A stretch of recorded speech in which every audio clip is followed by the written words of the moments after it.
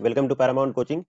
देखिए साइंस के जो एग्जाम होने वाले हैं उसके लिए मैं वीवीआई ऑब्जेक्टिव क्वेश्चंस लेकर आ गया हूं जो काफी ज्यादा इंपॉर्टेंट है और यहाँ से एग्जाम में क्वेश्चन 100% आएंगे। यहाँ से अगर आप इसको पढ़ेंगे और मैं यहाँ पर 80 के 80 क्वेश्चंस बताने वाला हूँ, ठीक है। 80 क्वेश्चन का एक बहुत ही इंपॉर्टेंट सेट लेकर आ गया हूँ यहाँ पर, ठीक है। और ये सिर्फ 80 क्वेश्चन नहीं होंगे, क्योंकि इसमें हम 80 एक क्वेश्चन के साथ साथ में हम और भी 4 क्वेश्चंस डिस्कस करेंगे कम से कम, है ना, एवरेज 4 क्वेश्चन। तो यहाँ से आप समझ जाए कि 200 से 250 ऑब्जेक्टिव होने वाले हैं, ठीक है। 200 से 250 ऑब्जेक्टिव क्वेश्चंस यहाँ पर हम आपको कंप्लीट कराने वाले हैं, ठीक है। क्योंकि एक क्वेश्चन के साथ साथ क्या क्या क्वेश्चन एग्जाम में बन सकते हैं वो भी मैं आपको बताने वाला हूँ, ठीक है। तो बने रहिए इस वीडियो में लास्ट तक, आपको इस वीडियो का फायदा एग्जाम में बहुत ही होने वाला है, ठीक है। तो चलिए, अगर आप अभी हमारे चैनल पर नए हैं तो चैनल को सब्सक्राइब कर लीजिए, इस वीडियो को लाइक कर दीजिए जरूर, और अपने दोस्तों के साथ जो है वो शेयर कर दीजिए, ठीक है, ताकि उन्हें भी उसका फायदा मिल सके, ठीक है। चलिए बिना देरी किए हुए हम क्वेश्चन को स्टार्ट करते हैं। और इससे पहले मैं आपको बता दूं कि इसके बाद जो है मैं अभी सब्जेक्टिव के कुछ क्वेश्चंस और भी ऑब्जेक्टिव्स के बहुत सारे क्वेश्चंस मैं करवाने वाला हूं। तो चैनल को सब्सक्राइब जरूर कर लीजिए और बेल आइकन दबा दीजिए ताकि इसका नोटिफिकेशन सबसे पहले आप तक पहुंच जाए, ठीक है। और अभी इसके तुरंत बाद में कुछ और भी वीडियोस अपलोड करने वाला हूँ, बिल्कुल साइंस का, और जो आने वाले आगामी एग्जाम है सोशल साइंस के, ठीक है, और भी जो सब्जेक्ट्स हैं उन सारे सब्जेक्ट्स के बहुत ही इंपॉर्टेंट वीडियोस आपको मिलने वाले हैं, ठीक है। तो चलिए बिना देरी किए हुए हम स्टार्ट कर लेते हैं, क्वेश्चन नंबर फर्स्ट पर चलते हैं। देखिएगा क्वेश्चन नंबर फर्स्ट क्या है इसका, ध्यान दीजिए। यहाँ लिखा है कि पौधे में जनन अंग कहाँ पाए जाते हैं, ठीक है। हमसे क्या पूछा, पौधे में जनन अंग जो होता है वो कहाँ पाए जाते हैं। चलिए ऑप्शन देख लेते हैं कि जनन अंग जो होता है पौधों में कहाँ होता है। देखो सबसे पहली बात, पौधों में जनन अंग जो होता है वो पुष्प में होता है, ठीक है। आंसर हमने बताया आपको, पौधों का जो जनन अंग होता है वो पुष्प में होता है। अब पौधों में पुष्प में जनन अंग जो होते हैं उसके पुरुष वाले भाग को हम क्या कहते हैं, पुंकेसर कहते हैं, ठीक है, पुंकेसर, ये याद रखिए। स्त्री वाले भाग को हम क्या कहते हैं, स्त्री केसर कहते हैं, स्त्री केसर, ठीक है, स्त्री केसर कहलाता है। अच्छा, इसमें पुंकेसर के समूह इसको क्या कहलाता है, पुमंग कहलाता है, पुमंग। और इसी को हम क्या कह देते हैं, जायांग कह देते हैं, समूह होते हैं एक्चुअल में जायांग, ठीक है। तो पुंकेसर, पुमंग या स्त्री केसर और जायांग, ये जो होता है ये स्त्री वाला भाग होता है पुष्प के भीतर, और पुंकेसर वाला भाग जो पुरुष वाला जो भाग होता है वो पुंकेसर होता है। तो ये ध्यान में रखिएगा, ठीक है। चलिए नेक्स्ट क्वेश्चन देखिएगा, तो इससे रिलेटेड ये क्वेश्चन हो सकते हैं। इसके बाद नेक्स्ट क्वेश्चन देखिएगा, नेक्स्ट क्वेश्चन क्या है दूसरा, प्रकाश संश्लेषण की प्रक्रिया होती है। देखो प्रकाश संश्लेषण की प्रक्रिया किस में होती है, पौधों में होती है, ठीक है, हरे पौधों में। तो प्रकाश संश्लेषण की जो प्रक्रिया होती है वो साधारणतः हरे पौधों में पाई जाती है, क्योंकि हरे पौधों के भीतर ही एक क्लोरोफिल नाम का वर्णक होता है। इससे रिलेटेड क्वेश्चन हो सकते हैं, क्लोरोफिल, क्लोरोफिल, क्लोरोफिल, क्लोरोफिल जो होते हैं उसकी उपस्थिति के कारण ही हरे पौधों में जो होता है प्रकाश संश्लेषण की प्रक्रिया संपन्न हो पाती है, ठीक है। बाकी जंतु वगैरह में क्लोरोफिल होता नहीं, इसलिए प्रकाश संश्लेषण नहीं हो पाएगा, ठीक है। तो प्रकाश संश्लेषण के लिए क्लोरोफिल का होना आवश्यक है, ये भी ध्यान में रखिएगा, ठीक है। क्लोरोफिल कहाँ पाए जाते हैं, क्लोरोफिल जो होता है पत्तियों में पाए जाते हैं, ठीक है, पत्तियों में मौजूद होता है। पत्तियां किसके कारण हरा होता है, क्लोरोफिल।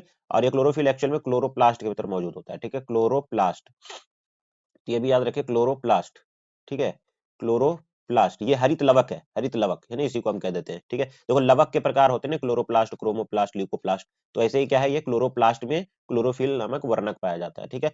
चलते हैं नेक्स्ट क्वेश्चन देखिएगा, नेक्स्ट क्वेश्चन क्या है वो ध्यान दीजिए, क्वेश्चन नंबर 3।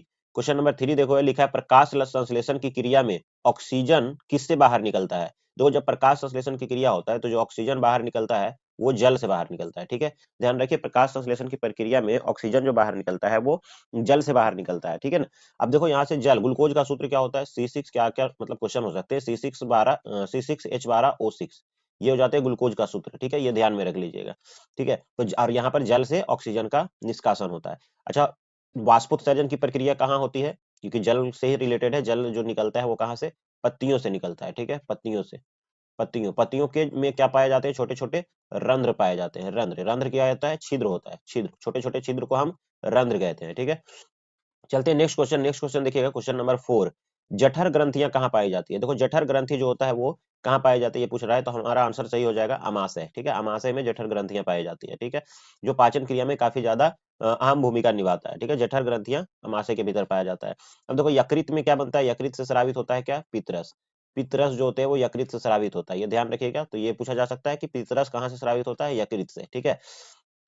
उसके बाद हम आगे देख लेते हैं, नेक्स्ट क्वेश्चन क्या है, ग्लाइकोलिसिस की प्रक्रिया संपन्न होती है, ग्लाइकोलिसिस की प्रक्रिया कहाँ संपन्न होती है, स्टोमाटा में, केंद्रक में, माइटोकॉन्ड्रिया में, या कोशिका द्रव्य में। राइट आंसर इसका कोशिका द्रव्य में, है ना, पाइरुवेट का विखंडन होता है जहाँ पर, ठीक है। वो ग्लाइकोलिसिस प्रक्रिया कहलाता है। और ये प्रक्रिया जो होता है सबसे पहले कोशिका द्रव में होती है, ठीक है, चाहे वो वायवीय श्वसन हो या अवायवीय श्वसन, दोनों में क्या होते हैं, कोशिका द्रव में ही होता है, ठीक है। इसके बाद नेक्स्ट क्वेश्चन देख लेते हैं। नेक्स्ट क्वेश्चन है इथाइल अल्कोहल किस प्रकार के श्वसन से बनता है। देखो इथाइल अल्कोहल का निर्माण किस प्रकार के श्वसन से होता है, अवायवीय श्वसन में होता है, ठीक है। इथाइल अल्कोहल का निर्माण अवायवीय श्वसन में होता है, ये ध्यान में रखिएगा। और जब ऑक्सीजन की कमी होता है, मतलब कमी या अभाव होता है, हम कह सकते हैं, जब वो पूरे तरीके से अनुपस्थित नहीं होता, अभाव होता है, तो हम क्या क्या कह सकते हैं, यहाँ पर बनता है क्या, तो आपको एक एसिड बनता है, ठीक है। यानी जब ऑक्सीजन की कमी हो जाता है तो वहां पर एक एसिड बनता है जिसको हम लैक्टिक अम्ल कहते हैं, ठीक है। लैक्टिक लैक्टिक अम्ल कहा जाता है। तो ये भी ध्यान रखिएगा, लैक्टिक अम्ल का निर्माण जो होता है ऑक्सीजन के अभाव में होने वाले श्वसन से होता है। लैक्टिक अम्ल के कारण जो होते हैं शरीर में क्या होता है, जैसे कभी बहुत ज्यादा रनिंग कर लेते हैं या तो फिर बहुत ज्यादा मेहनत हार्डवर्क कर लेते हैं, शारीरिक मेहनत कर लेते हैं शरीर से, तो उससे क्या हो जाता है, शरीर में दर्द हो जाता है, ठीक है। तो शरीर में जो दर्द होता है, शरीर में जो दर्द होता है ना, वो किस कारण से होता है, लैक्टिक एसिड का जमाव हो जाता है मांसपेशियों के पास, ठीक है, तो उसके कारण होता है। चलिए नेक्स्ट क्वेश्चन देख लेते हैं हम। नेक्स्ट क्वेश्चन क्या है, सबसे छोटी अंतःस्रावी ग्रंथि कौन है। देखो सबसे छोटी अंतःस्रावी ग्रंथि पूछ रहा है, इनमें से कौन है, सही आंसर क्या हो जाएगा, पिट्यूटरी ग्रंथि, ठीक है, पिट्यूटरी ग्रंथि। अब देखो पिट्यूटरी ग्रंथि कहाँ पाया जाता है, मस्तिष्क के भीतर, ठीक है, पिट्यूटरी ग्रंथि जो होता है वो मस्तिष्क के भीतर पाया जाता है। और पिट्यूटरी ग्लैंड को ही हम क्या कहते हैं, मास्टर ग्रंथि कहते हैं, मास्टर ग्रंथि, या इसी को हम पीयूष ग्रंथि कहते हैं, पीयूष ग्रंथि, ठीक है। तो सबसे छोटी ग्रंथि जो है वो पिट्यूटरी है और मस्तिष्क के भीतर पाया जाता है, मास्टर ग्रंथि इसे कहा जाता है, या तो फिर इसी को हम पीयूष ग्रंथि कहते हैं, ठीक है। चलिए नेक्स्ट क्वेश्चन देख लेते हैं। नेक्स्ट क्वेश्चन क्या कहला रहा है, देखिए नेक्स्ट क्वेश्चन जो है क्वेश्चन नंबर 8। क्वेश्चन नंबर 8 है पौधों के वायवीय भागों से जल के ह्रास की क्रिया क्या कहलाती है। देखो पौधों के वायवीय भाग से जल के ह्रास की क्रिया कहलाता है वाष्पोत्सर्जन, ठीक है, वाष्पोत्सर्जन कहलाता है। अब देखो वाष्पोत्सर्जन की प्रक्रिया कहाँ होती है, अभी बताया पत्तियों में होता है, थोड़ा ऊपर आपको हम बता करके गए हैं, ठीक है, पत्तियों से होता है। सामान्यतः ऐसे तो पौधों के अन्य भागों से भी होता है, बट अधिकांश जो वाष्पोत्सर्जन की प्रक्रिया होता है वो पत्तियों से होता है, क्योंकि पत्तियों में पाए जाते हैं क्या, रंध्र, छोटे छोटे छिद्र जिसको हम रंध्र कहते हैं, और वहीं से वाष्पोत्सर्जन की प्रक्रिया होती है, यानी वहां से जल का निष्कासन होता है एक तरह से, ठीक है, तो इसको हम वाष्पोत्सर्जन कहते हैं। चलिए नेक्स्ट क्वेश्चन देख लेते हैं। नेक्स्ट क्वेश्चन क्या है, अच्छा यहाँ पर कुछ ऑप्शंस को ध्यान दे ले। विसरण देखो क्या है, इसके बारे में कुछ नहीं कहा जा सकता। परागन, परागन क्या होता है, परागन 2 नंबर में पूछा जा सकता है कि परागन क्या है। तो परागन जो होता है वो होता है कि पुष्प के एक भाग से, मतलब पुष्प के से परागकोश में जो परागकण मौजूद होते हैं, सबसे पहले परागकण कहाँ मौजूद होता है, परागकोश में होता है, ठीक है। परागकोश के भीतर जो होते हैं परागकण मौजूद होते हैं, जो एक तरह से नर युग्मक होता है, नर युग्मक वाहक होते हैं। तो परागकोश जो होते हैं, परागकोश के भीतर परागकण पाए जाते हैं, और परागकणों का एक पुष्प से दूसरे पुष्प तक के ट्रांसफर होने की जो प्रक्रिया होता है, स्थानांतरित होने की प्रक्रिया परागन कहलाता है, ठीक है। निषेचन क्या होता है, नर युग्मक और मादा युग्मक के संलयन होने की प्रक्रिया जो होते हैं वो निषेचन कहलाता है। तो परागकोश ध्यान रखिएगा, परागकोश में परागकण पाए जाते हैं, ठीक है। चलते हैं नेक्स्ट क्वेश्चन। नेक्स्ट क्वेश्चन की तरफ क्या है, क्वेश्चन नंबर 9 देखिएगा। क्वेश्चन नंबर 9 लिखा है घेंघा रोग पनपता है। घेंघा रोग जो होता है वो कैसे पनपता है, किसकी कमी से, रक्त की कमी से, चीनी की कमी से, आयोडीन की कमी से, या मोटापा से, ठीक है। तो यहाँ से सही आंसर क्या हो जाएगा, आयोडीन की कमी से, रक्त की कमी से नहीं होगा, आयोडीन की कमी से। घेंघा रोग जो होता है आयोडीन की कमी से होता है, ठीक है। देखो एक्चुअल में घेंघा रोग जो होता है थायराइड, थायराइड ग्रंथि आप समझिए, थायराइड ग्रंथि जो गले में पाया जाता है, ठीक है, थायराइड ग्रंथि जब ये काम करना सही से बंद कर देता है, तब वो घेंघा रोग उत्पन्न हो जाता है, ठीक है, जिसमें गला फूल जाता है, उसका लटक जाता है फूलकर, तो थायराइड ग्रंथि जो होता है काम करना बंद करता है। थायराइड ग्रंथि के काम करने के लिए क्या होता है, आयोडीन की आवश्यकता होता है, ये ध्यान रखिए। ये भी क्वेश्चन हो सकता है कि थायराइड ग्रंथि के सही रूप से कार्य करने के लिए किसकी आवश्यकता होता है, आयोडीन की जरूरत होता है, ठीक है, आयोडीन का। चलते हैं नेक्स्ट क्वेश्चन। नेक्स्ट क्वेश्चन क्या है वो देख लीजिए, क्वेश्चन नंबर 10। रक्त में हल्के पीले रंग का चिपचिपा द्रव क्या कहलाता है। रक्त में देखो हल्के पीले रंग का जो चिपचिपा पदार्थ होता है वो होता है प्लाज्मा, ठीक है। और प्लाज्मा जो होते हैं, प्लाज्मा में 90%, यानी प्लाज्मा के भीतर जो होता है 90% तक क्या होता है, जल मौजूद होता है, 10% जो होता है प्रोटीन वगैरह पाए जाते हैं, ठीक है। तो प्लाज्मा जो होगा वो इसका सही आंसर हो जाएगा। चलते हैं नेक्स्ट क्वेश्चन। नेक्स्ट क्वेश्चन क्या है वो देखिएगा, रक्तचाप के उपकरण को क्या कहा जाता है। देखो रक्तचाप मापने वाला जो यंत्र होता है उसको हम क्या कहते हैं, स्फिग्मोमैनोमीटर कहा जाता है। ब्लड प्रेशर मापने वाले यंत्र को हम क्या कहते हैं, स्फिग्मोमैनोमीटर, ठीक है। बाकी की चीजें क्या है ऑप्शन में देखिए, स्टेथोस्कोप क्या होता है, हृदय की धड़कन इत्यादि का पता करने के लिए जो डॉक्टर वगैरह इस्तेमाल करते हैं उसको हम क्या कहते हैं, स्टेथोस्कोप। एमीटर से क्या मापा जाता है, एमीटर से मापा जाता है आपको धारा, ठीक है, करंट मापा जाता है, इलेक्ट्रिक करंट। लैक्टोमीटर से क्या मापा जाता है, दूध, दूध की शुद्धता मापते हैं हम किससे, लैक्टोमीटर से, ठीक है। तो ये सारा चीज ध्यान रखेंगे, लेकिन रक्त जो हम मापते हैं, रक्तचाप मापने का जो यंत्र होता है वो होता है स्फिग्मोमैनोमीटर। चलते हैं नेक्स्ट क्वेश्चन। नेक्स्ट क्वेश्चन क्या है, वाष्पोत्सर्जन की प्रक्रिया पाई जाती है देखिए जंतुओं में, पौधों और जंतु दोनों में, इनमें से कोई नहीं। किसमें पाया जाता है? पौधों के अंदर। वाष्पोत्सर्जन की प्रक्रिया जो होता है वो पौधों में होता है, क्योंकि पौधों के भीतर ही क्या होते हैं? रंध्र उपस्थित होता है। चलते हैं नेक्स्ट क्वेश्चन क्या है। नेक्स्ट क्वेश्चन देखिएगा, क्वेश्चन नंबर 13। क्वेश्चन नंबर 13 में लिखा है, निम्नलिखित में से किसमें खुला परिसंचरण तंत्र पाया जाता है? खुला परिसंचरण तंत्र है ना, यानी कि यहाँ पर देखिए open circulatory system is found in which of the following. ठीक है, तो सर्कुलेटरी सिस्टम जो होता है वो ओपन किसमें होता है? तिलचट्टा। तिलचट्टा इसका सही उत्तर हो जाएगा। ठीक है, चलते हैं नेक्स्ट क्वेश्चन देखिएगा। नेक्स्ट क्वेश्चन क्या है? Question number 14। रक्त क्या है? देखो रक्त, देखो आप शुरू से क्लास 9 से पढ़ते आ रहे होंगे कि रक्त एक तरल संयोजी ऊतक है। ठीक है, तो तरल संयोजी ऊतक है, तो ऑप्शन बी इसका सही आंसर हो जाएगा, ऊतक। ठीक है, ऊतक इसका सही आंसर हो जाएगा। रक्त जो है वो एक ऊतक है। रक्त जो होते हैं उसमें दो प्रकार के कणिकाएं मुख्य रूप से पाए जाते हैं। वो क्या होता है? एक होता है आरबीसी, आरबीसी, और दूसरा क्या होता है? डब्ल्यूबीसी। ठीक है, डब्ल्यूबीसी। ठीक है, ये भी ध्यान रखिएगा। चलते हैं नेक्स्ट क्वेश्चन जो होता है। नेक्स्ट क्वेश्चन क्या है? Question number 15। क्वेश्चन नंबर 15 में लिखा है, मूत्र का पीला रंग किस वर्णक के कारण होता है? तो किस वर्णक के कारण जो होता है वो मूत्र का रंग पीला होता है ना। मूत्र जो होते हैं वो कैसा रंग होता है? पीला होता है। तो पीला होने का कारण क्या है? किस रंग के कारण होता है? किस वर्णक के कारण होता है? तो इसका सही आंसर हो जाएगा यूरोक्रोम। ठीक है, यूरोक्रोम इसका सही उत्तर है। चलते हैं नेक्स्ट क्वेश्चन। नेक्स्ट क्वेश्चन देखिएगा, निम्नलिखित में से कौन एक उभयलिंगी जंतु है? उभयलिंगी जंतु किसको कहते हैं? जिसमें मेल और फीमेल वाला जो पार्ट्स होते हैं वो दोनों एक ही जीव के भीतर उपस्थित होता है। ठीक है, एक ही जीव के अंदर उपस्थित होते हैं। जैसे देखो मनुष्य क्या है? एक लिंगी जीव है ना, उभयलिंगी या द्विलिंगी हम नहीं कह सकते, क्योंकि मनुष्य में मेल अलग प्राणी होते हैं, फीमेल अलग होते हैं। लेकिन कुछ प्राणी ऐसे होते हैं जिसमें मेल पार्ट और फीमेल पार्ट एक ही जीव के अंदर पाए जाते हैं, तब उसको हम उभयलिंगी या इसी को हम क्या कहते हैं? द्विलिंगी भी कहते हैं। ध्यान रखिए, इसी को हम द्विलिंगी भी कहते हैं या उभयलिंगी कहते हैं। तो इसका सही आंसर जो हो जाएगा वो हो जाएगा केचुआ। ठीक है, केचुआ जो है वो द्विलिंगी है। नेक्स्ट क्वेश्चन देखिए, क्वेश्चन नंबर 17 देखिएगा।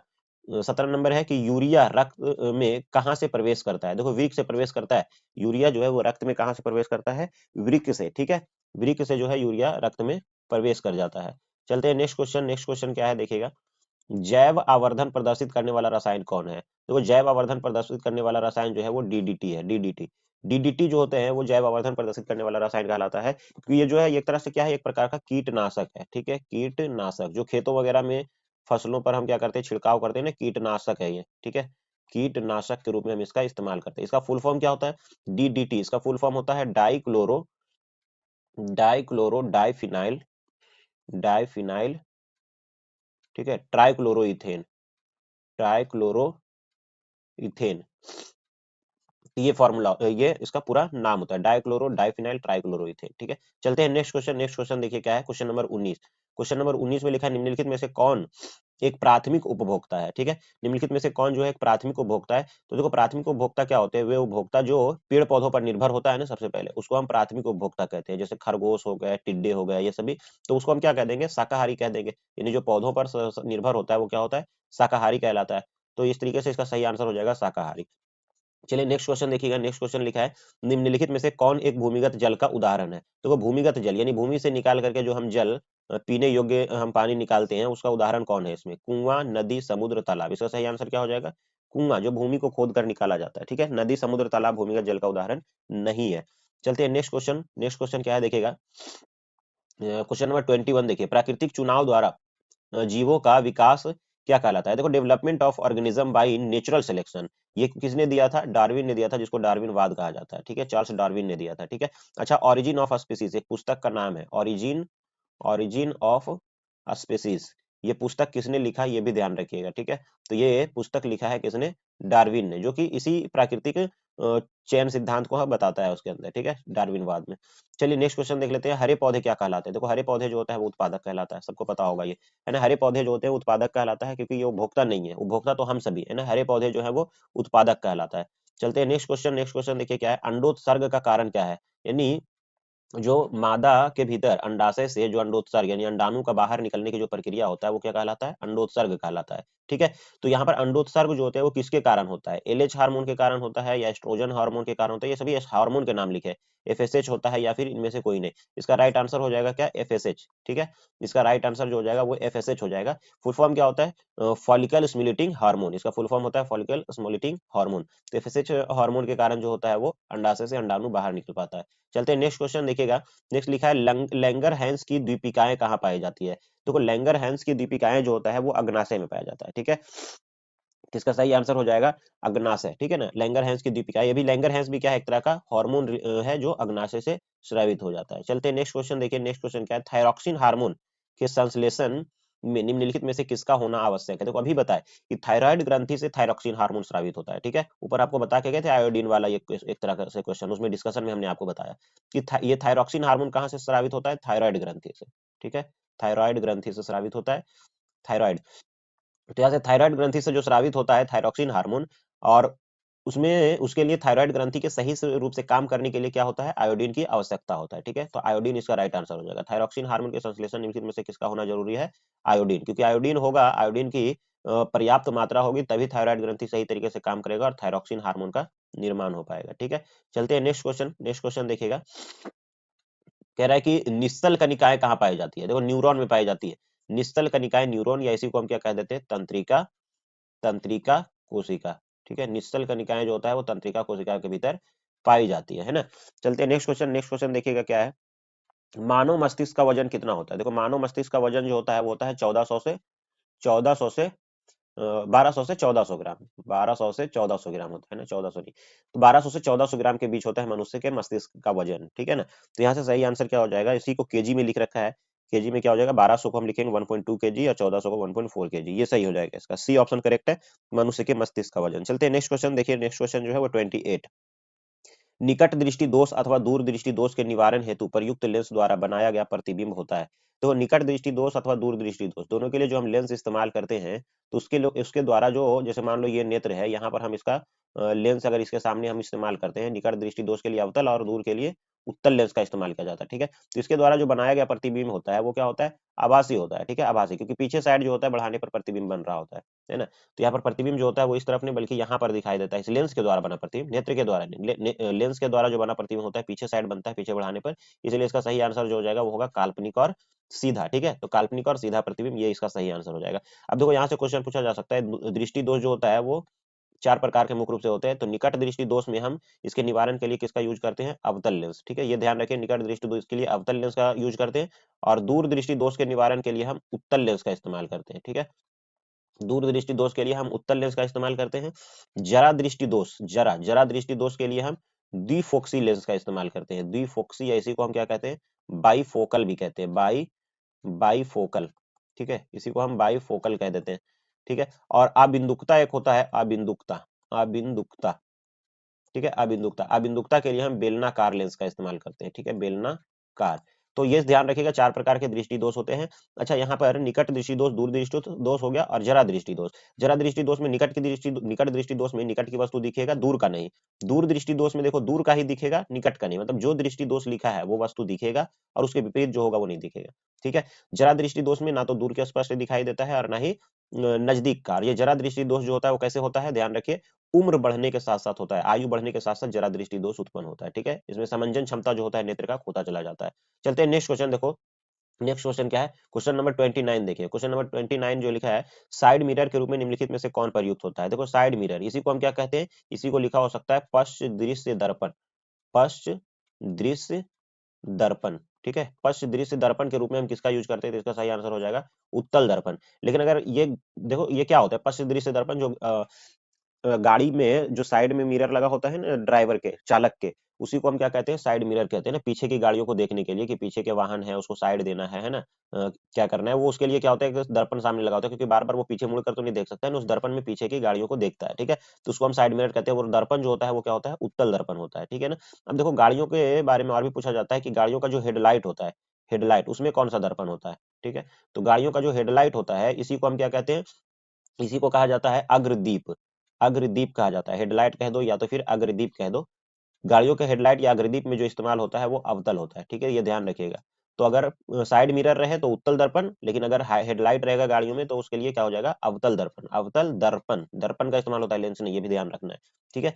चलते हैं नेक्स्ट क्वेश्चन, नेक्स्ट क्वेश्चन की तरफ। नेक्स्ट क्वेश्चन क्या है, क्वेश्चन नंबर 30 देखिए। 30 नंबर क्वेश्चन है, अवतल लेंस द्वारा बना प्रतिबिंब कैसा होता है। देखो अवतल लेंस ये होता है ना, किनारे में मोटा और बीच में क्या होता है, इसका पतला हिस्सा होता है। तो इसके द्वारा जो बना प्रतिबिंब होता है हमेशा आभासी सीधा होता है, ठीक है। तो आभासी, सीधा और छोटा, इनमें से सभी इसका सही आंसर हो जाएगा। आभासी होता है, सीधा होता है और वस्तु से हमेशा छोटा प्रतिबिंब बनता है, तो इनमें से सभी इसका सही आंसर है, ठीक है। चलते हैं नेक्स्ट क्वेश्चन। नेक्स्ट क्वेश्चन 31 देखिएगा। 31 लिखा है कि ऊर्जा का एसआई मात्रक क्या होता है। देखो ऊर्जा का एसआई मात्रक क्या होता है, सभी को पता होगा, ये तो बहुत इजी क्वेश्चन है, जूल। ऊर्जा का एसआई मात्रक जूल होता है। अब देखो यहाँ पर क्वेश्चन और क्या क्या एग्जाम में बन सकते हैं। एग्जाम में क्वेश्चन बन सकता है कि ऊर्जा का व्यापारिक मात्रक क्या होता है, ठीक है। व्यापारिक मात्रक जो होता है वो क्या होता है ऊर्जा का। तो ऊर्जा का व्यापारिक मात्रक, या विद्युत ऊर्जा का जो हम कह सकते हैं एक तरह से, विद्युत ऊर्जा का व्यापारिक मात्रक, विद्युत ऊर्जा का व्यापारिक मात्रक जो होता है वो होता है किलोवाट घंटा, किलोवाट घंटा, ठीक है। तो किलोवाट घंटा है। उसके बाद ये पूछा जा सकता है कि 1 किलोवाट घंटा बराबर क्या होता है, 3.6 गुने 10 का पावर 6 जूल, ठीक है ना। और देखिए और इससे क्या रिलेटेड हो सकता है, जैसे आपसे ये पूछा जा सकता है कि इलेक्ट्रॉन वोल्ट जो होता है वो किसका मात्रक होता है, ये भी ऊर्जा का मात्रक होता है, ठीक है। इलेक्ट्रॉन वोल्ट भी जो होता है वो ऊर्जा का मात्रक होता है, ठीक है ना। अच्छा, कार्य का मात्रक क्या होता है, कार्य का मात्रक भी जो होता है वही जूल होता है, ठीक है। कार्य का मात्रक भी जो होता है वो जूल होता है। चलते हैं नेक्स्ट क्वेश्चन। नेक्स्ट क्वेश्चन की तरफ देखिए, क्वेश्चन नंबर 32। क्वेश्चन नंबर 32 क्या कह रहा है, लिख रहा है आकाश का रंग जो होता है वो नीला होना किस घटना का परिणाम है। तो आकाश का रंग जो नीला होता है वो प्रकाश के प्रकीर्णन के कारण होता है, ठीक है ना। प्रकाश के प्रकीर्णन के कारण जो होता है वो आकाश का रंग नीला होता है, ठीक है। चलते हैं नेक्स्ट क्वेश्चन। नेक्स्ट क्वेश्चन देखिएगा क्या है, क्वेश्चन नंबर 33 लिखा है कि सामान्य नेत्र के लिए स्पष्ट दृष्टि की न्यूनतम दूरी क्या होता है। देखो स्पष्ट दृष्टि की न्यूनतम दूरी यानी लोएस्ट डिस्टेंस डिस्टिंक्ट विजन, ये जो होता है एलडीडीवी का मान जो होता है वो होता है 25 सेंटीमीटर, ठीक है। तो इसका जो राइट आंसर हो जाएगा वो क्या हो जाएगा, 25 सेंटीमीटर। तो ऑप्शन इसका सी सही आंसर हो जाएगा, ठीक है। ऑप्शन सी इसका करेक्ट आंसर है, ठीक है। चलते हैं नेक्स्ट क्वेश्चन। नेक्स्ट क्वेश्चन देखिएगा, क्वेश्चन नंबर 34 लिखा क्या है, 34 नंबर लिखा है, किसी उत्तल लेंस का फोकसांतर 50 सेंटीमीटर है, यानी उत्तल लेंस का जो फोकसांतर है, फोकसांतर यानी जो फोकस दूरी है वो कितना है, 50 सेंटीमीटर का है, ठीक है। 50 सेंटीमीटर अगर फोकस दूरी है तो उसकी क्षमता हमसे पूछ रहा है क्या होगा। देखो जब सेंटीमीटर में अगर फोकस दूरी रहे तो हम क्षमता सीधा लगा देते हैं क्या, 100/f। और अगर मीटर में दिया रहे तो हम सीधा लगाएंगे क्या, 1/f, ठीक है ना। तो 100/f अगर कर देंगे हम, 100/f कर देंगे, f कितना हो जाएगा 50, तो 50 दूना कितना हो जाएगा 100, तो दो डायोप्टर हो जाएगा। अब उत्तल लेंस है तो उत्तल लेंस की क्षमता कैसा होता है, धनात्मक, और अगर अवतल लेंस रहे तब होगा ऋणात्मक, तो 2 डायोप्टर इसका राइट आंसर हो जाएगा। ऑप्शन डी इसका करेक्ट आंसर है, ठीक है। चलिए नेक्स्ट क्वेश्चन। नेक्स्ट क्वेश्चन जो है वो 35 देख लेते हैं। 35 नंबर क्वेश्चन है, एक प्रिज्म कितने सतहों से घिरा होता है। देखो एक साधारण प्रिज्म जो होता है वो कम से कम 5 सतहों से घिरा होता है, ठीक है। ऑप्शन डी सही हो जाएगा इसका। 5 सतहों से जो होता है वो कोई प्रिज्म घिरा होता है, 5 सतहों से, जिसमें से 3 जो होते हैं वो आयताकार सतह होता है, ठीक है। और 2 जो होता है वो कैसा होता है, त्रिभुजाकार होता है, ठीक है। 3 आयताकार होते हैं, 3 जो होता है वो कैसा होता है, आयताकार सतह होता है, और 2 जो होते हैं उसमें त्रिभुजाकार सतह होते हैं, ठीक है। चलिए नेक्स्ट क्वेश्चन देख लो। नेक्स्ट क्वेश्चन है क्वेश्चन नंबर 36। 36 नंबर क्वेश्चन देखिए, लिखा है अभिनेत्र लेंस की फोकस दूरी में परिवर्तन किया जाता है। देखो आंख के भीतर जो अभिनेत्र लेंस होता है वो कैसा होता है, सबसे पहले तो उभयोत्तल लेंस होता है वो, ठीक है। ये भी ध्यान रखिएगा, आंख के भीतर का जो लेंस होता है वो कैसा होता है, उभयोत्तल लेंस, ठीक है। उभयोत्तल लेंस होता है, और इसके द्वारा जो इसकी जो फोकस दूरी बदला जाता है, इसकी फोकस दूरी में जो परिवर्तन किया जाता है वो किसके द्वारा किया जाता है, पछमाभी पेशियों द्वारा, ठीक है ना। पछमाभी पेशियों द्वारा किया जाता है, और ये परिवर्तन जो किया जाता है अपने फोकस दूरी को जो समायोजित कर लेता है, इस क्षमता को हम क्या कहते हैं, इस क्षमता को हम कहते हैं इसका, यानी जो फोकस दूरी को अपने हिसाब से क्या करता है, समायोजित कर लेता है, इस क्षमता को हम इसका कहते हैं समंजन क्षमता, है ना। समंजन क्षमता कहते हैं, नेत्र की समंजन क्षमता, ठीक है। जिसके कारण से वो अपनी फोकस दूरी को समायोजित समायोजित कर दूर या नजदीक रखी वस्तुओं का फोकस जो प्रतिबिंब होता है वो कहाँ बनाता है, रेटिना पर बनाता है। ये भी ध्यान में रखिएगा, जो नेत्र के भीतर जो प्रतिबिंब बनता है वो कहाँ बनता है, रेटिना पर। कैसा बनता है, रेटिना पर बना प्रतिबिंब कैसा होता है, ये भी ध्यान रखिएगा, वास्तविक और उल्टा होता है, ठीक है। वास्तविक होता है प्रतिबिंब और उल्टा होता है रेटिना पर बना प्रतिबिंब। तो ये भी एग्जाम में पूछा जाता है कि वास्तविक और उल्टा प्रतिबिंब बनता है रेटिना पर, ठीक है ना। चलिए नेक्स्ट क्वेश्चन देखिएगा। नेक्स्ट क्वेश्चन क्या है, नेक्स्ट क्वेश्चन 37 नंबर क्वेश्चन लिखा है, प्रकाश के परावर्तन के कितने नियम है। इसका सही आंसर हो जाएगा, प्रकाश के परावर्तन के 2 नियम होते हैं, ठीक है। बी सही हो जाएगा इसका। प्रकाश के परावर्तन पूछे या तो फिर अपवर्तन पूछे, अपवर्तन या तो फिर वो परावर्तन, दोनों के 2 नियम है, ठीक है। इसके बाद नेक्स्ट क्वेश्चन देख लो। नेक्स्ट क्वेश्चन है 38 नंबर क्वेश्चन लिखा है, फोटोग्राफी कैमरा का अभिदृश्यक जो होता है वो कैसा होता है, उत्तल लेंस का बना होता है। फोटोग्राफी कैमरा का जो अभिदृश्यक होता है वो होता है उत्तल लेंस का, ठीक है। इसके बाद नेक्स्ट क्वेश्चन देखो 39 नंबर में लिखा है कि यदि एक किरण अवतल दर्पण पर लंबवत आपतित हो तो परावर्तन के बाद किरण किस बिंदु से होकर गुजरेगी। देखो अगर कोई लंबवत दर्पण है, अवतल दर्पण है, और इस पे कोई किरण अगर इस पर लंबवत अगर आपतित होता है तो जो प्रकाश किरण होगा वो इसके वक्रता केंद्र से होकर गुजरेगा, ठीक है, सी से होकर गुजरेगा, वक्रता केंद्र से। इसका सही आंसर हो जाएगा ऑप्शन बी, ठीक है। नेक्स्ट क्वेश्चन देखो 40 नंबर क्वेश्चन में है लिखा, यदि एक प्रिज्म के एक वर्णी किरण गुजरे, यदि प्रिज्म से एक वर्णी किरण गुजरे तो इसका नहीं होगा, क्या नहीं होगा ये पूछा जा रहा है। अब देखो ये एक प्रिज्म है मान लो, और यहाँ से एक वर्णी प्रकाश जाता है। एक वर्णी प्रकाश कहने का मतलब एक ही कलर का, श्वेत प्रकाश नहीं है। श्वेत प्रकाश में कितने रंग होते हैं? 7 होते हैं। जो व्हाइट लाइट होता है उसमें 7 रंग होते हैं, लेकिन ये नहीं कहा जा रहा, इसमें कहा अगर एक वर्णी प्रकाश गुजरता है तब क्या इसमें से नहीं होगा। इसका सही आंसर हो जाएगा वर्ण विक्षेपण, क्योंकि वर्ण विक्षेपण क्या होता है? प्रकाश का अपने अवयवी रंगों में टूट जाना। अब ये टूटेगा क्या, क्योंकि ये तो एक ही रंग है, एक ही वर्ण है इसके अंदर, तो ये क्या होगा, इसमें सिर्फ अपवर्तन होगा और विचलन हो जाएगा, ठीक है। तो अपवर्तन और विचलन होगा, जो कि इतना विचलन हो जाएगा इसका, और यहाँ से 2 बार इसका अपवर्तन भी हो रहा है। तो इस तरीके से अपवर्तन और विचलन तो होगा, परंतु वर्ण विक्षेपण जो होगा वो नहीं होगा। लेकिन जब ये श्वेत प्रकाश रहेगा तब यहाँ से वर्ण विक्षेपण होगा, ठीक है। श्वेत प्रकाश के अपने अवयवी रंगों में टूट जाने की प्रक्रिया जो होता है वो कहलाता है उसका वर्ण विक्षेपण, ठीक है। अब वर्ण विक्षेपण से 7 रंगों की पट्टी प्राप्त होता है, और उसमें से 7 रंगों की पट्टी में जो सबसे नीचे जो होता है वो पट्टी में क्या होता है? बैगनी होते हैं, ठीक है। बैगनी जो होता है वो सबसे नीचे होता है, और सबसे ऊपर जो होता है वो कौन होता है? लाल होता है। लाल सबसे ऊपर और बैगनी सबसे नीचे। इसको हम याद कैसे कर जाते हैं? इसको याद कर जाते हैं बै जा नी ह पी ना ला, ठीक है। यानी बै से बैगनी, जामुनी, नी मतलब नीला, ह मतलब हरा, पीला और नारंगी, और उसके बाद में फिर लाल। तो ये 7 रंगों का क्रम नीचे से लेके ऊपर की तरफ होता है, ठीक है।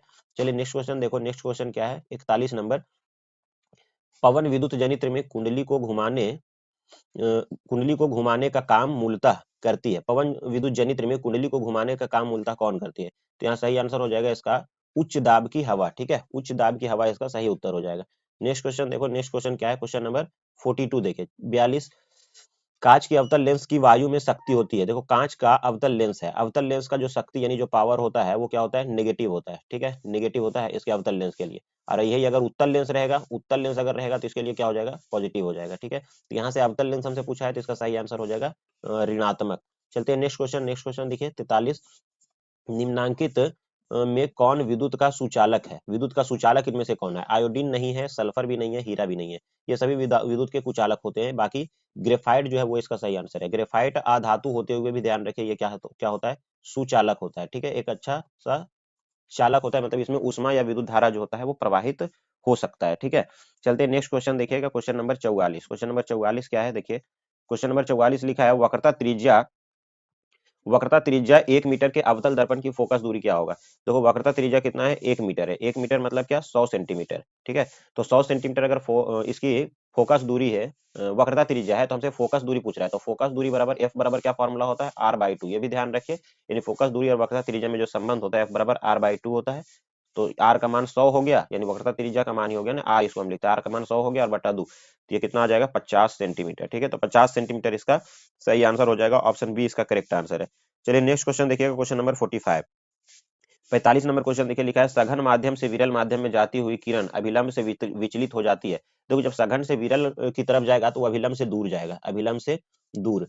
देखो सघन माध्यम से, मान लो ये सघन है और इधर वाला जो माध्यम है अगर विरल है, और यहाँ से किरण अगर ऐसे जाएगा तो यहाँ पर जो आप अभिलंब डालोगे, ठीक है, तो ये प्रकाश किरण जो होगा वो ऐसे भागेगा, यानी अभिलंब से दूर भागेगा, ठीक है। लेकिन अगर विरल से सघन में आता है तो अभिलंब की ओर झुक जाएगा। जैसे ऐसे देखो कि अगर यहाँ से मान लो ये विरल से सघन में आता तो ये अभिलंब हो गया इसका, तो ये प्रकाश किरण जो होगा वो ऐसे झुक जाएगा, अभिलंब की तरफ झुक जाएगा, मतलब इस तरफ झुक गया ये, ठीक है। और जबकि ये जो है वो इस तरफ भाग गया, ठीक है। तो अभिलंब से दूर भाग जाएगा यहाँ पे अगर सघन से विरल की तरफ जाएगा तो। नेक्स्ट क्वेश्चन देखिएगा। Question number 46।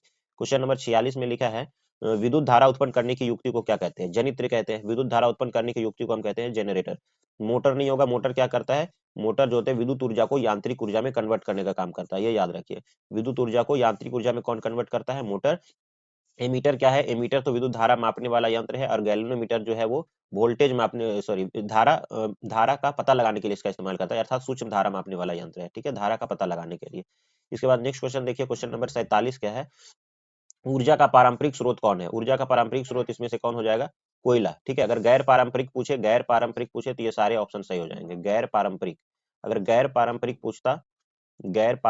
पूछता तो फिर ये सारे ऑप्शन सही हो जाते हैं, ठीक है। पवन ऊर्जा या सौर ऊर्जा या बायोगैस, इनमें से हमसे पूछा है पारंपरिक स्रोत, तो इसका सही आंसर हो जाएगा कोयला। चलिए नेक्स्ट क्वेश्चन देखो। Next question 48 number, 48 number question है, कांच की एक समांतर पट्टिका पर श्वेत किरण तिरछी आपतित होती है, निम्नलिखित में से कौन प्रथम अपवर्तन के साथ घटित होगा? पहले अपवर्तन के साथ कौन घटित होगा? विचलन। ऑप्शन अ इसका सही आंसर है, ठीक है। विचलन जो होगा वो सही उत्तर हो जाएगा इसका, क्योंकि जब पहली बार अपवर्तन होगा, देखो ये कांच की समतल मान लो पट्टिका है, यहाँ पर जब अपवर्तन होगा तो यहाँ पर सबसे पहले कुछ हो या ना हो, ये इसका विचलन जरूर होगा, ये अपने रास्ते से विचलित होगा, क्योंकि इसको जाना इधर था, नहीं इसको जाना जो था वो इस तरफ था, लेकिन ये इस तरफ मुड़ गया यहाँ से, और फिर ये इधर चला जाएगा, ठीक है। तो ये विचलन हुआ इसमें, ठीक है। तो पहली घटना में विचलन होगा इसका। इसके बाद नेक्स्ट क्वेश्चन देखिए, 49 नंबर क्वेश्चन लिखा है, हमारे घरों में जो विद्युत आपूर्ति होती है, हमारे घर में जो लाइन आता है, जो विद्युत आपूर्ति होती है, वह होता है, क्या होता है? पहली बात तो वो एसी करंट होता है, ठीक है। कितने वोल्टेज का होता है? 220 वोल्ट। 220 वोल्ट का प्रत्यावर्ती धारा होता है, एसी करंट, अल्टरनेटिंग करंट होता है 220 वोल्ट का। नेक्स्ट क्वेश्चन देखो, नेक्स्ट क्वेश्चन, क्वेश्चन नंबर 50, जस्ता की परमाणु संख्या कितना होता है? जस्ता यानी जिंक, जिंक का परमाणु संख्या कितना होता है? 30 होता है, ठीक है, 30 होता है जिंक की परमाणु संख्या। नेक्स्ट देखिए 51 नंबर क्वेश्चन। अच्छा, यहाँ से और भी जो दिया हुआ था, बाकी किसकी किसकी परमाणु संख्या लिखा है वो भी बता देते हैं यहाँ पर। यहाँ पर देखो 24 जो होता है वो किसका लिखा है? क्रोमियम का लिखा है, क्रोमियम का। और उसके बाद 28 जो लिखा है, 28 जो है वो किसका लिखा है? कोबाल्ट का लिखा है, कोबाल्ट का। इसके बाद 29 जो लिखा है वो कॉपर का लिखा है, ठीक है। तो इस तरीके से, और जिंक के लिए हो गया 30। चलो नेक्स्ट क्वेश्चन देख लो, नेक्स्ट क्वेश्चन, क्वेश्चन नंबर 51 देखिएगा, ठीक है। क्वेश्चन नंबर 51 देखिए, धोबिया सोडा, धोबिया सोडा का रासायनिक सूत्र जो होता है वो क्या होता है? धोबिया सोडा लिखा हो या धोवन सोडा लिखा हो या धोने वाला सोडा लिखा हो, इसका रासायनिक सूत्र जो होता है वो होता है Na2CO3 into 10H2O। Option A इसका करेक्ट आंसर हो जाएगा, ठीक है, Na2CO3 इंटू 10H2O, ठीक है। इसके बाद देखो और क्या हो सकता है, यहाँ पे कुछ कुछ जो फॉर्मूले होते हैं वो लिख देते हैं। नीला, नीला थोथा ये लिखा हो अगर, तो इसका हो जाएगा CuSO4 इंटू 5H2O, ठीक है, ये ध्यान रखिएगा। इसके बाद यहाँ पर आपको ये सभी ऑप्शन जो है ऐसा कुछ मैच नहीं कर रहा है इसमें, और भी कुछ, तो ये ध्यान रखना यहाँ पर। इसके बाद नेक्स्ट क्वेश्चन देखो 52 क्वेश्चन नंबर क्या है, निम्नांकित में कौन जो है वो परबल क्षारक है? परबल क्षारक है इसमें से NaOH, सोडियम हाइड्रोक्साइड जो है वो परबल क्षार है, ठीक है।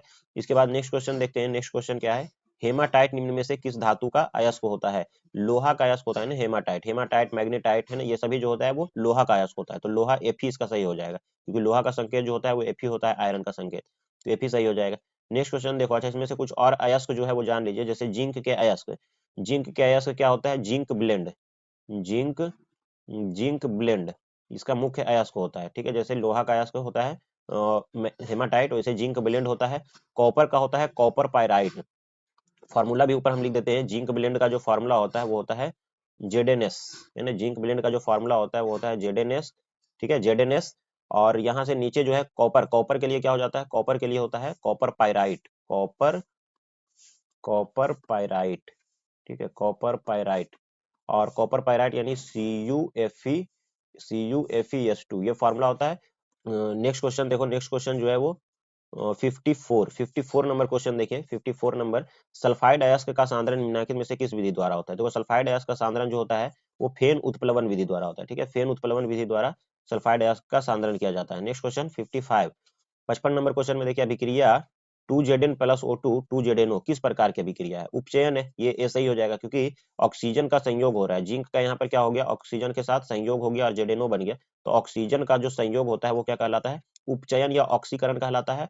और हाइड्रोजन का संयोग जो होगा अगर, तो वो उसको हम क्या कहते हैं? अपचयन कहते हैं, ठीक है, हाइड्रोजन का अगर संयोग होता है तो अपचयन कहते हैं, ठीक है।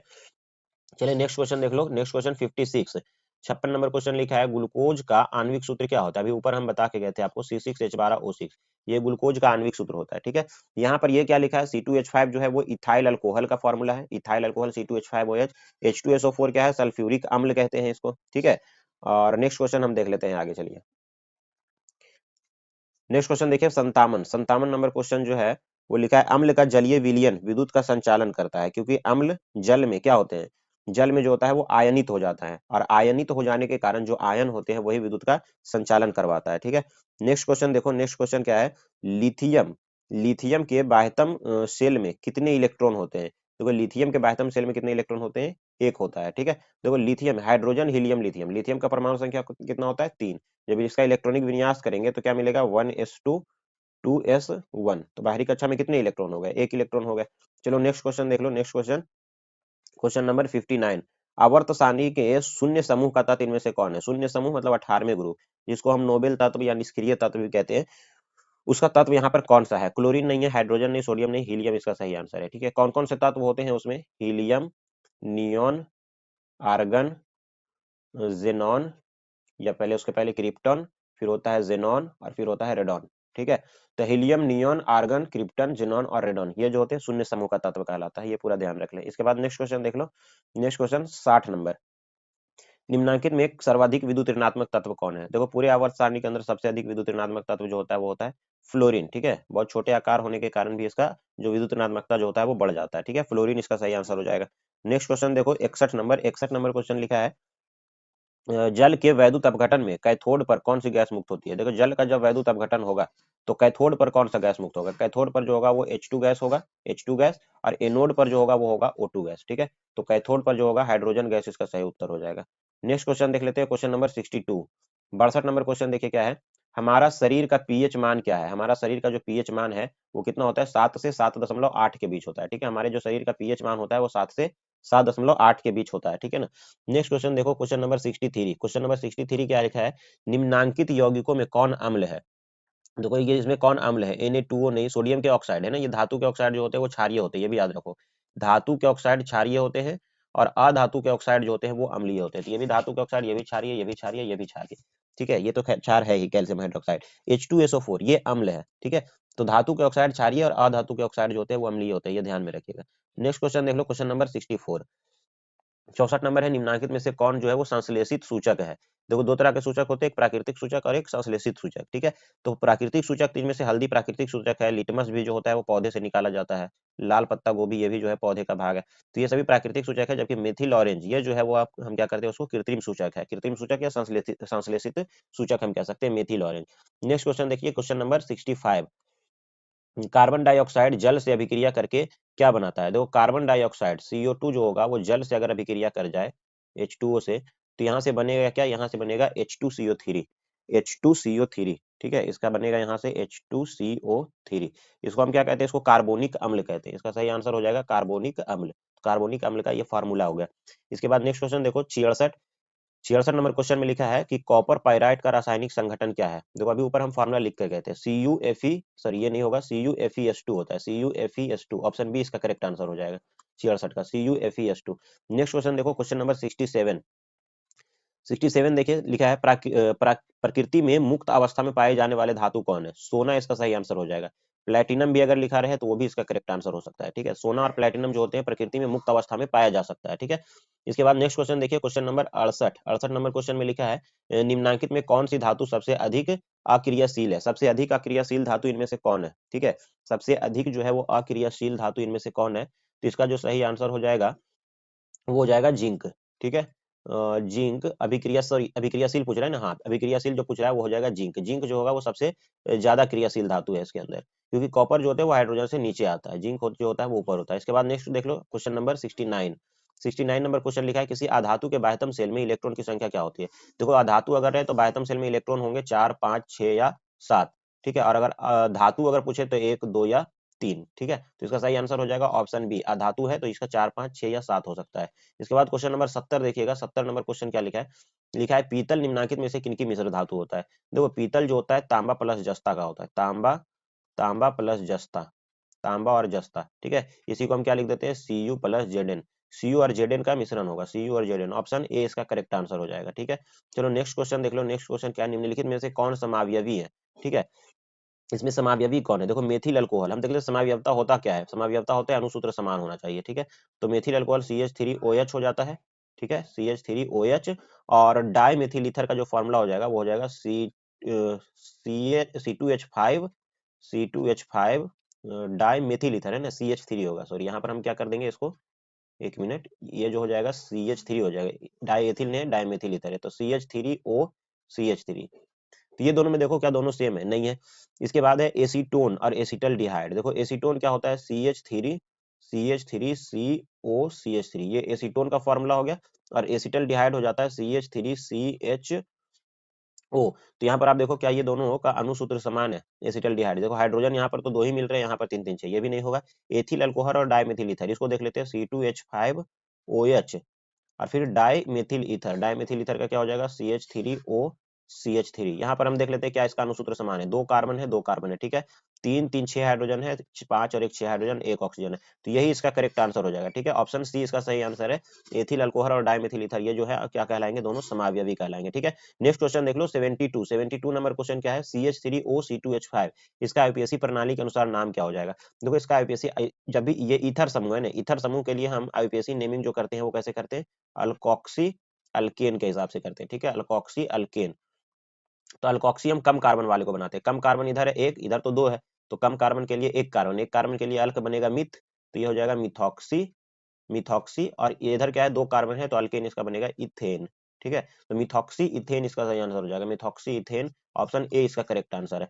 इसके बाद नेक्स्ट क्वेश्चन देख लेते हैं 73 नंबर, लोहे की अभिक्रिया भाप से कराने पर लोहे का कौन सा ऑक्साइड बनता है ना, लोहे का कौन सा ऑक्साइड बनेगा जब भाप से अभिक्रिया कराएंगे, इसका सही आंसर हो जाएगा Fe3O4, ठीक है, Fe3O4 बनता है। नेक्स्ट क्वेश्चन देखो 74 नंबर क्वेश्चन लिखा है, एक तत्व की परमाणु संख्या 26 है, एक तत्व की जो परमाणु संख्या है वो कितना है 26 है, तो आवर्त सारणी में 26 नहीं 16 है ना, 16, एक तत्व की परमाणु संख्या जो है वो 16 है, तो आवर्त सारणी में इस तत्व की वर्ग संख्या क्या है, तो वो 16 किसका परमाणु संख्या होता है, ऑक्सीजन का होता है, ठीक है, ऑक्सीजन का परमाणु संख्या जो होता है वो 16 होता है, और ऑक्सीजन जो होते हैं वो ग्रुप नंबर 16 का तत्व है, ठीक है, 16वें ग्रुप का तत्व है। अच्छा 16वें ग्रुप को हम क्या कहते हैं, कैल्कोजन कहा जाता है, कैल्कोजन, कैल्कोजन कहा जाता है 16वें ग्रुप को, और 17वें ग्रुप को जो होता है वो हैलोजन कहा जाता है, हैलोजन, ठीक है, ये ध्यान रखिएगा, 17वें ग्रुप को हैलोजन, पहले ग्रुप भी ध्यान रख लो ये क्षारीय धातु, क्षारीय धातु, और दूसरे ग्रुप को क्षारीय मृदा धातु, क्षारीय मृदा धातु, ठीक है, ये ध्यान में रख लेने। चलो नेक्स्ट क्वेश्चन देखो, नेक्स्ट क्वेश्चन 75 नंबर क्वेश्चन क्या है, लिखा है निम्नलिखित में कौन सी धातु तनु सल्फ्यूरिक अम्ल से के साथ अभिक्रिया नहीं करता है, कौन सी धातु जो है वो तनु सल्फ्यूरिक अम्ल से अभिक्रिया नहीं करेगा।